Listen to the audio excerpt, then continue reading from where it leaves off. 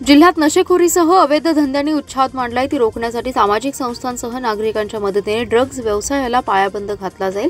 जिल्ह्यातील नशेखोरी रोखण्यासाठी माझ्यासह 5 जणांची टास्क फोर्स स्थापन करण्यात आल्याची माहिती पालकमंत्री चंद्रकांत दादा पाटील यांनी दिली आहे। जिल्हाधिकारी कार्यालयात जिल्हा नियोजन समितीची सभा पालकमंत्री चंद्रकांत दादा पाटील यांच्या अध्यक्षतेखाली पार पडली। त्यानंतर पालकमंत्री पाटील यांनी संवाद साधलाय। ते म्हणाले, मागील आठवड्यात विटा येथे ड्रग्ज तयार करणारा कारखाना आढळून आला होता। याबाबतची गंभीर दखल घेण्यात आली आहे। जिल्ह्यातील ड्रग्जचा विषय चिंतेचा आहे। नशेखोरीसह अवैध धंदे रोखण्यासाठी माझ्यासह 5 जणांची टास्क फोर्स स्थापन केली आहे।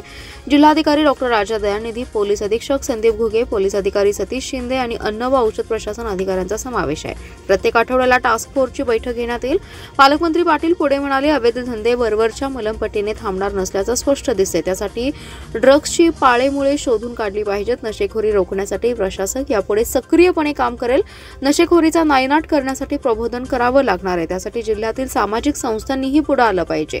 26 जानेवारी रोजी प्रजासत्ताक दिनाच्या कार्यक्रमात ड्रग्जबाबतची माहिती देणाऱ्यास 10,000चं वैयक्तिक बक्षीस देण्यात येणार असल्याचं जाहीर केलं होतं। त्यानंतर 2 दिवसात विटा येथे अंमली पदार्थ तयार करणारा साठा आढळून आला। मी घोषित केल्याप्रमाणे 4 जणांची 40,000 रुपयांच्या बक्षिसाची रक्कम पोलीस प्रशासनाकडे दिली आहे। संबंधित व्यक्तींना त्यांच्याकडून दिली जाईल। शाळांमध्ये विद्यार्थ्यांची दप्तर तपासणी करण्याचे आदेश देण्यात आलेत। मात्र पालकांनी जागृत राहून मुलांकडे लक्ष देण्याची गरज निर्माण झाली आहे। शाळेच्या आवाराभोवती पानपट्टी, तंबाखू, मावासारखे विकणारी दुकाने असतील तर ती बंद केली जातील। येत्या काही दिवसात मी स्वतः शाळांना भेटी देणार आहे। जर शाळेच्या भोवताली पानपट्टी असेल तर त्यांच्यावर कारवाई केली जाईल, असंही पालकमंत्री चंद्रकांत दादा पाटील यांनी स्पष्ट केले। प्रबोधन जर आपण म्हणतो की ज्याचा प्रभाव निर्माण होईल, शाळांमध्ये जाणं, पालकांचे मेळावे घेणं, कारण पालकांना जास्त अलर्ट करण्याची आवश्यकता आहे असं माझं मत आहे।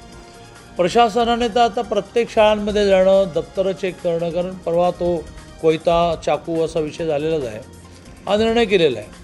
प्रशासनाने वेगवेगळ्या MIDCमध्ये जे बंद कारखाने आहेत त्या बंद कारखान्यांना उघडून माहिती घ्यायची असा निर्णय केलेलाच आहे। आम्ही आज आणखीन एक मोठा निर्णय केला की आम्ही एक टास्क फोर्स अपॉइंट केला। SP, collector, food and drugs inspector आणि मी आणि प्रामुख्याने ह्या विषयातले जे प्रमुख आहेत आता तरी शिंदे, अशा 5 जणांची आम्ही एक टास्क फोर्स अपॉइंट केला।